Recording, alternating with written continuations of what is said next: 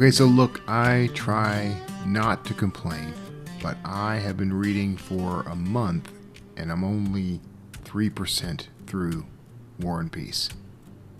That's a tragedy. That's an epically long book. I've read longer books. Here's what I'm finding. I am having trouble reading long books now. I'm having trouble reading any book now. I'm not alone. I actually watched a video from Mark Manson this morning where he was talking about this exact thing. He's got some theories. I agree with some of them. I think it does come down to the level of distraction we have in the world. This is not new. You've heard all of this. Our phones, the internet, social media, and now AI. I think, rightly pointed out that AI gives us a chance to go for the easy answer on things. So rather than read the epic tome of a nonfiction book, we will have AI give us a summary of that. I don't think there's actually anything inherently wrong with that. We live in an age where we have like a quality of information that we've never had before. We have a quantity of information, certainly, that we've never had before. And we have a way to easily access that. But I think you can. There's a way to do that. There's a way to use AI for that and other tools that actually will encourage you to have a longer attention span rather than distract you from finishing or completing long books or completing time-intensive, focus-intensive projects. So I want to talk about that. I think first, I do want to loop back and say there's nothing at all wrong with using AI to help summarize a lengthy work, especially one that has information that maybe isn't being presented in the highest quality. So, for example, there are books out there that are written by experts who know their field and have a lot of very good things to say, but it doesn't always gel when you're trying to read the book and follow along. Sometimes they are not good at the communication part. It happens. Now, I think you should endeavor to go ahead and read an entire book anyway, but I don't think there's anything at all wrong. Here's a method I've been using lately, which is to have AI summarize the ideas of the book so that I know them in advance going in. And that way, as I'm reading, I am actually more alert and more aware of what to look out for. So in terms of nonfiction, I think that that's a good strategy. And actually, there's a lot of science. Well, I say science. I've looked at some things in the past that aren't specifically tied to AI that do support this. I wrote a book years and years and years ago called College Made Stupid Simple. And I was building on some research and things that I had come across as some of you may not know this, but I have a master's degree in education. I was a teacher for a time. I taught at high school. I taught college. But in all of that, some of the things that I came across led me into this field of like how to study better. And one of the things I discovered early on was the idea of how to speed read a book. That's something a lot of us were obsessed with. I don't know that anybody's even talking about speed reading anymore, but I wanted to be able to read books faster so that I could get all that information in my head faster. Turns out now I can just do that with a few clicks. So we've always been looking for cheat codes to this. But what I discovered was when you are reading, particularly nonfiction, there are methods that help lock information in your brain. One of those is to preview the information before you read it. And the method that I suggested in my book was to open up let's say you're going to read a textbook. Read the table of contents first. Look at all the different things that it's going to discuss. They highlight things in bold. They have headings that tell you how they're going to drill down into things. It's a good preview of what you're going to read in a book. Then flip to the back of a chapter. Almost every textbook and nonfiction book includes a summary of that chapter in the back. Read the summary. And then if there are questions, read the questions that it wants you to answer. It's not cheating to read that stuff in advance and then go back and read the chapter. In doing this, you can actually speed up the reading and also your comprehension. And another method, and it's tied to this, is if you want to speed read, typically, this is a cheat. I'm going to tell you a cheat. But typically, in nonfiction books in particular, the first sentence and the last sentence are the two most important sentences of the paragraph. Particularly in modern writing, where paragraphs are generally only a couple of sentences, 2 or 3, 4 or 5 sentences long. The first sentence and the last sentence will give you the setup for what that paragraph talks about and the sort of summary of what that paragraph talks about. So you can kind of cheat things if you just read the first and last sentence of a paragraph. You can speed up the reading process for a chapter or a whole book. So you combine these things, and what you've got is a faster way to get information in your head. Now, I think there's a benefit. I used to argue against this, but now I'm all for it. There's a benefit to doing that and then going back and reading the chapter. And yes, it adds to the time it takes to actually get through a book and can significantly add to that time. But if your goal is to learn something from that book, then this is a good method. Now, fast forward to modern day. Here we are, 2025. Tag end, December 2025. We're wrapping up soon, but all this stuff still applies. AI has come on the scene and made it faster and easier than ever to get answers. So, I think if you were to combine methods here, have AI summarize a book for you. You can even have it summarize chapters for you. But at the very least, without cheating anyone out of any money, the AI typically knows what people are saying about a book. Get the main ideas and consume those first. Go on YouTube, watch videos about the topic. Go into a book preloaded with as much information as you can come up with to help solidify the ideas as you encounter them.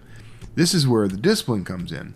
That's the easy part, and that's the part that Mark Manson argues is sort of chipping away at our attention spans, and he may be right. So to fight this, we want to read more books, right?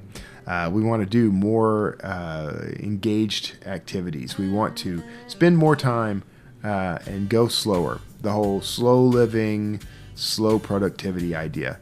So this stuff is just the preview. Like if you went into a movie, you would typically watch the trailer first. You'd get a preview of the movie before you went to see it. Studios know that if we know kind of what to expect going in, we're much more likely to pay for that ticket and stay and watch the whole film. So that's what we want to do for ourselves when it comes to reading things that are maybe a bit longer than what we are comfortable with and finishing the things we start reading. So do all that. Do the pre-work. Get the preview. Then pick up the book, read the table of contents, read the summaries, read the questions. Go through the book, chapter by chapter, read each, read the first paragraph and last paragraph of a chapter, read the first sentence and last sentence of each paragraph in between, read anything that's in bold and italics, read all of that. And then loop back. This is where the real discipline will come in, but loop back and reread the whole chapter line for line. Will this speed up the process of absorbing information? Probably not. It's probably going to take you a little longer. But what I can promise is it's going to help you cement all that information much easier. Now, admittedly, this is the kind of thing that's not going to be applicable to just anybody. If you're just one of my readers, you're probably not reading books. You're probably not reading books for the information. You're reading books for entertainment. We'll talk about that in a second. But if you are someone like me who makes their living on digesting information and then using it in creative ways, or you're a student, or for some reason absorbing a lot of information and repurposing it, actually knowing it so that you can repurpose it is part of your career or your life in some way. This is a really good method. It's strong. And something else you should consider. I do a lot of journaling. A lot of journaling. I have journals. I have a crazy number of journals. I mean, just within reach, within inches of me, there are 1, 2, 3, 4, 5, 6, 7, and technically 8 journals. One of them is kind of like a guided journal, all within inches of me.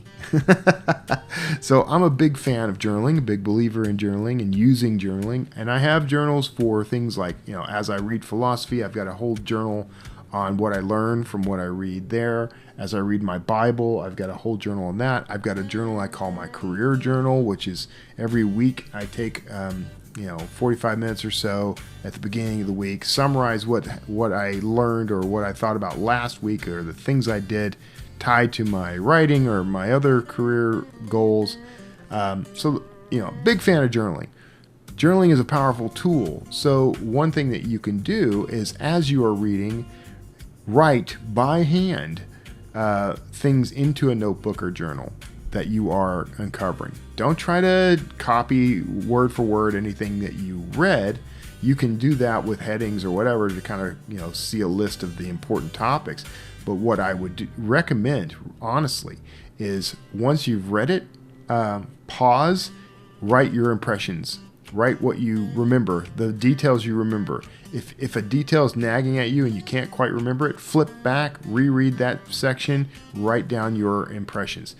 Write your impressions and your thoughts rather than the specific details as much as possible. You might need specific details, especially if you're studying for an exam or something like that. Or there's other, like me, I need specific details when I'm writing about like historical events or science or anything that might come into my fiction. So sometimes I need those specific details. So having a place to dump that information that I can later review will be helpful.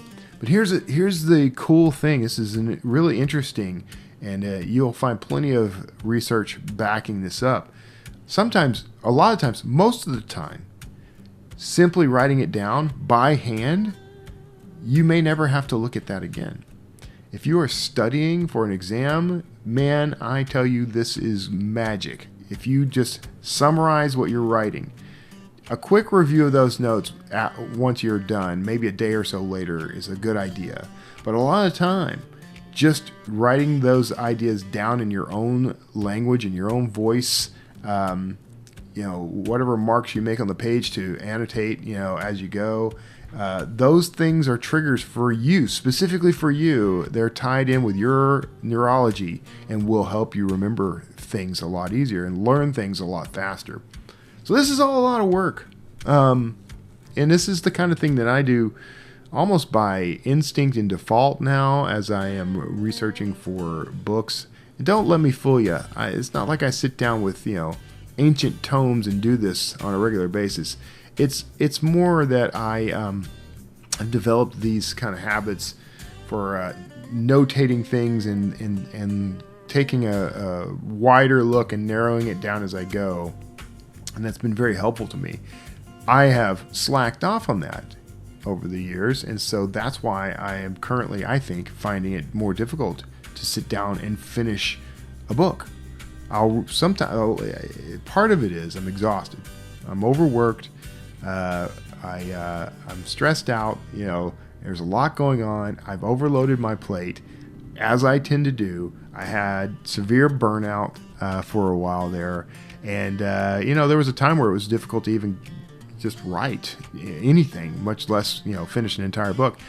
Now, since then, I've written several books. So I believe I'm at least on the road of recovery, and I'm doing better. I'm working on a book now that is, at times, I have to take a little break from it, especially because I have so many other things. But here's the deal: I'm encouraging that muscle growth in my attention span.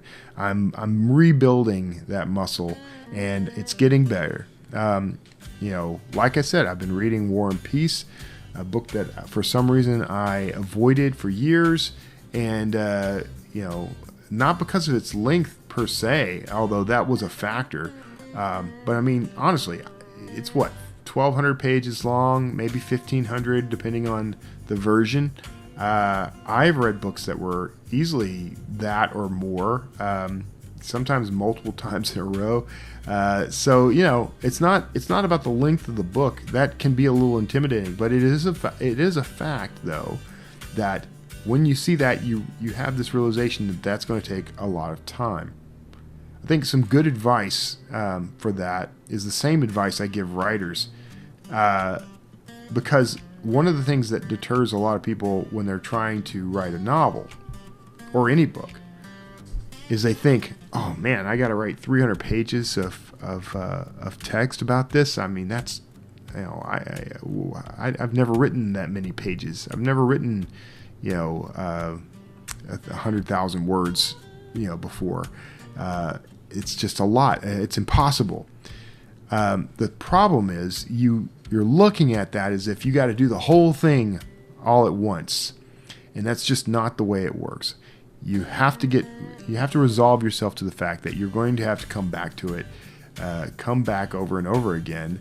But because you are willing to do that in small chunks, you will consume the whole elephant. So that's the key to anything that takes a lot of concentration and a lot of focus, is the willingness to keep coming back to it. So that's that magic word, consistency, which is probably going to end up being my word of the year for 2026. Consistency. Curation and consistency are the two things that I'm taking with me through the end of 2025. When it comes to fiction, when it comes to reading novels, it is the same thing. Take little chunks, a little at a time, until you build up momentum. Momentum is what will carry you through. What I find is, so every morning I'm reading a chapter of War and Peace because I feel like I should have read it by now. I was a literature major who never got that. That book never came my way. But it's one of those you hear about all the time. I get, a lot of the people I follow will recommend that book and others. And, it's not flashy. It's not fantasy or sci-fi. It can be a little dry. Actually, War and Peace has been pretty interesting. I'm enjoying it. I'm finally getting into it, but it's so different from the kinds of things I've read in the past that it's taken more effort. And I'm not afraid of putting that effort in, by the way. I've done that plenty of times in the past, but I'm sort of rebuilding a muscle here. So, but the key then is to kind of, embrace consistency, but momentum is what's really going to help. The consistency is about building momentum. So if you start reading, and there will come a point where you should start getting into it, right? If you kind of give it a chance. Sometimes you just kind of fight through. But occasionally what happens is you sit down, you start reading, you get into it, and then you don't want to stop. Then you want to keep reading. And I encourage you, if you are able, to keep doing that. Make your environment comfortable. Find a comfy place to sit. If you get sleepy while reading, which I do in the evenings, take a quick cat nap. It ain't going to hurt anybody, but go ahead and do that, and then you can come back to the reading. One of the problems we have is that we spend all day in front of screens, and we spend all day with our attention being demanded by everything in our lives. Social media demands our attention. Ads demand our attention. Our work will demand our attention. We live in an attention economy, and everyone demands that as the price of living now. And we only have so much of it that we can spend at any given time. So I recommend that you become very conservative about your attention. You become stingy with it. There are things that are always going to be, it's always going to be required. Your job is always going to require you to pay attention, and give attention to what you're doing. But find ways to do that don't cost you so much that at the end of the day you have nothing left. Stop paying attention to social media and app alerts. Why do we have app alerts? Do you know I lived most of my life prior to getting a smartphone without ever worrying about whether or not I have a message waiting? Even once email and text messages and all that sort of thing came on the scene. Never bothered me until I got a smartphone that gave me a tiny little red bubble to tell me I had a message. There are those, like Ariana Huffington, who turn off those notifications altogether.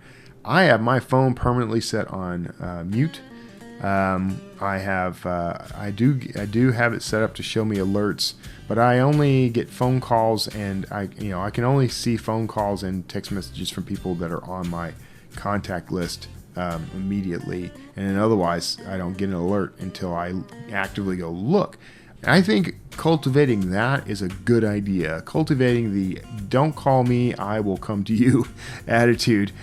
Leave me a message, or what you have to say is not important. That's my attitude towards phone calls, towards text messaging, towards email, towards all of it. Send me the message, and in my own time, I will come to it and I will respond if I deem it worthy of a response. There is nothing wrong. I have encountered so many people who find that offensive. One person in particular whom I love, she is flabbergasted by the very notion that you wouldn't, within the hour at least, but usually within minutes of sending a text message or email message to me, she expects and demands a response. I have had to break her of that illusion. I will not bow to that pressure. And in fact, I miss out on some opportunities every now and then because I'm not constantly plugged in. I'm more plugged in than I want to be, actually. But I've decided that those then are not my opportunities. So that's where I'm living now. Maybe that's where you should live. If you miss out on something, forget FOMO. Just let it go as something that wasn't meant for you.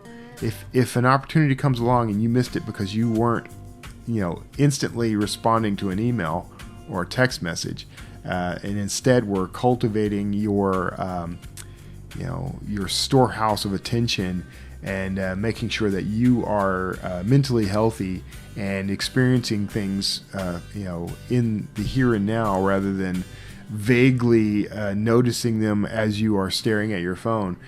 You know what? That opportunity wasn't meant for you. That's the rule. That's how to live. So anyway, I'm working on all this stuff myself, by the way. Don't take this as, be like me. I'm amazing. Though I am quite amazing, I am not a master of any of this stuff yet. We are all learning and growing in this little thing together.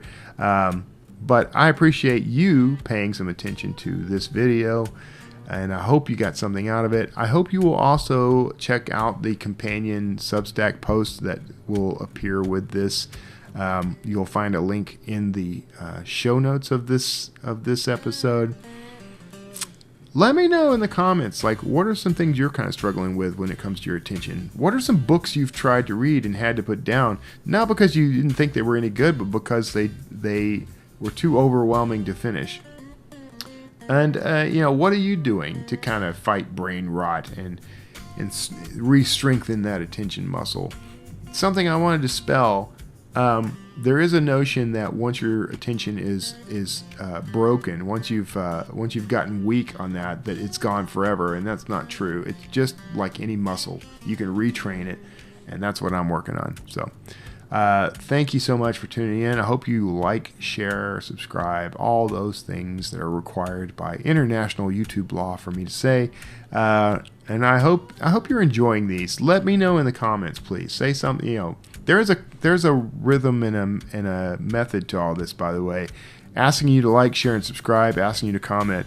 That is how YouTube knows that we are in a relationship with each other. So, let it know that you like me, and let it know that you like this kind of content. And it'll actually serve you more stuff kind of like this too. So it'll be interesting for me to see, because I'm a subscriber to me as well. So it'll be interesting for me to see what sorts of creators I get paired with.